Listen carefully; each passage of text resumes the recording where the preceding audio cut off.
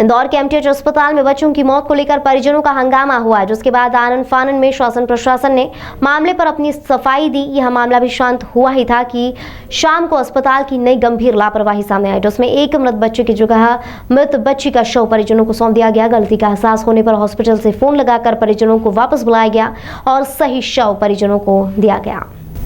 इस मामले से नाराज परिजनों ने एक बार फिर एमटीएच अस्पताल की कार्यप्रणाली पर सवाल खड़े कर दिए और आरोप लगाया कि ऐसी लापरवाही साबित करती है कि कहीं न कहीं इस पूरे मामले में बड़ा गड़बड़झाला है। परिजनों का आरोप है कि अस्पताल में घोर लापरवाही चल रही है। अस्पताल के बच्चा विभाग एचओडी डीओ डॉक्टर ने गलती स्वीकारते हुए कहा कि गलती से गलत बच्चे का शव परिजनों को दे दिया था, जिसके लिए नर्सिंग स्टाफ जिम्मेदार है। हायर अथॉरिटी को इसकी सूचना दी जा चुकी है और लापरवाही करने वालों के खिलाफ कार्रवाई की जाएगी। यह नया कारनामा सामने आया है, जो कि निश्चित ही अस्पताल पर लग रहे आरोपों पर गंभीरता से सोचने पर मजबूर कर रहे हैं। आपको 5 किलोमीटर से वासी बच्चा लेके आया, मतलब गलती से हमने बच्चा दूसरा दे दिया।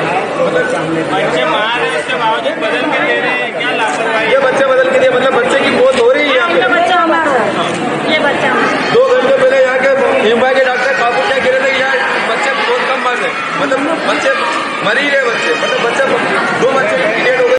दुखद घटना सामने भी आई थी, एक बच्चे की मौत थी, हंगामा भी होता, लेकिन शाम को जो बच्चे के शव में वो गलत सौंप दिए गए थे। क्या एक्शन हुआ है सर? हाँ, इस विषय पे जैसे ही हम लोगों को तुरंत जानकारी पता लगी तो हमने कोशिश की कि कहाँ क्या चीज़ थी। तो प्राइमरीली जो नर्स थी मुस्कान राठौर, उनकी जिम्मेदारी थी कि वो शव को आइडेंटिफाई करके अटेंडेंट को देती। तो उनने काफ़ी लापरवाही की, इसलिए उनको निलंबित कर दिया गया है। और जो वहाँ के डिप्टी सुपरिटेंडेंट हैं डॉक्टर नीलेश दलाल और एचओडी पीडियाट्रिक्स और इंचार्ज एनआईसी को शो कॉज नोटिस जारी किया है। सर, दोनों परिवार जो थे बच्चों के, उनको दोनों एक दूसरे एक्सचेंज हो गए थे क्या? सिर्फ एक ही बच्चा एक्सचेंज हुआ था? नहीं, हाँ नहीं, दूसरा नहीं हुआ था क्योंकि उनके पेरेंट्स आए नहीं थे, इसलिए दोनों एक्सचेंज नहीं हुए थे, सिर्फ यही बॉडी गई थी। मतलब ये बच्चा दूसरों का था? जी जी जी। अच्छा सर, और जो डेथ हुई है उसको लेकर कोई जांच कमेटी बिठाई गई है सर? नहीं, हम लोगों ने इंटरनल तो हम जांच करेंगे ही, और हम लोग अभी रिकॉर्ड्स भी रिव्यू कर रहे हैं कि जैसा पहले भी बताया है कि जून के मंथ में भी करीब 55 डेथ्स हुई थी और अभी 7 डेज़ में 20 हुई हैं। तो और प्लस हमारे यहाँ at any point of time 70 से 80 मरीज भर्ती रहते हैं। तो ये एक स्वाभाविक है इतनी डेथ, क्योंकि जो बच्चे हैं वो ज़्यादातर बाहर से आते हैं, आउटबॉर्न्स रहते हैं, डिस्ट्रिक्ट से रिफर्ड होते हैं, वज़न कम होता है, 1 किलो 1200-1400 ग्राम।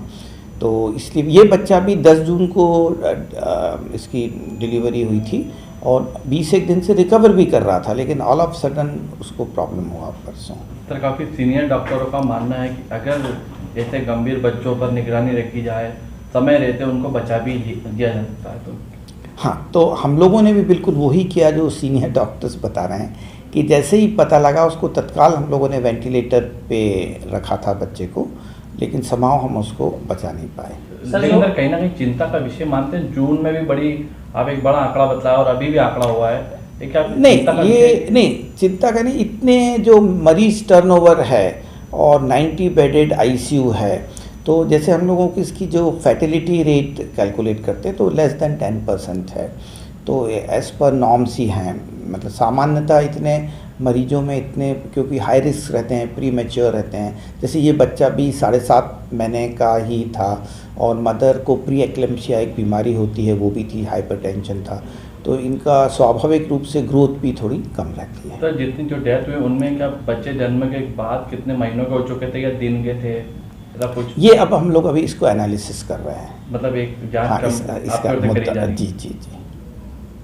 ताज़ा खबरों के लिए सब्सक्राइब करें JSR टाइम्स और साथ ही नोटिफिकेशन पाने के लिए बेल आइकन को दबाएं।